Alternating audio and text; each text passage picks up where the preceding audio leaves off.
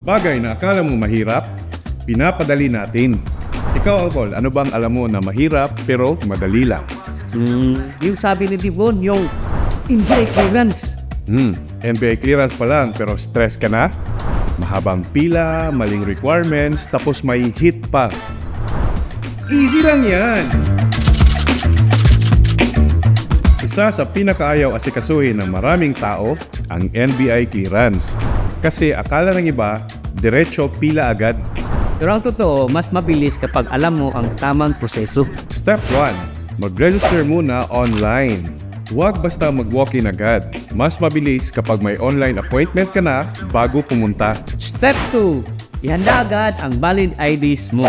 Kadalasan, dito tumatagal ang proseso kapag kulang o hindi tugma ang impormasyon. Siguraduhin pare-pareho ang spelling ng pangalan at birthday. Step 3. Piliin mo ang pinakamalapit at hindi masyadong mataong branch. Hindi lahat ng branch pare-pareho ang dami ng tao. Minsan, mas mabilis pa sa mall branches. Step 4. Pumunta na mas maaga kaysa schedule mo. Kahit may appointment ka, may pila pa rin minsan sa encoding at biometrics. So, Pangs, may tanong dito. Ano po ba ang kaibahan ng NBI clearance sa police clearance?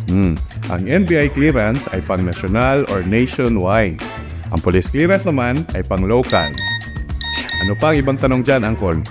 Anong oras ka uwi? Ay, ngayon.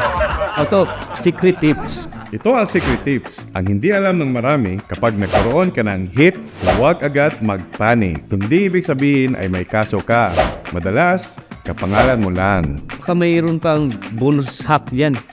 Meron, Uncle.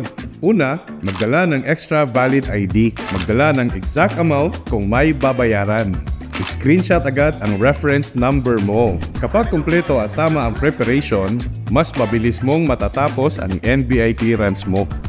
I-save mo ito para hindi ka na pabalik-balik. At i-share sa kakilala mong kukuha pa lang ng NBI clearance.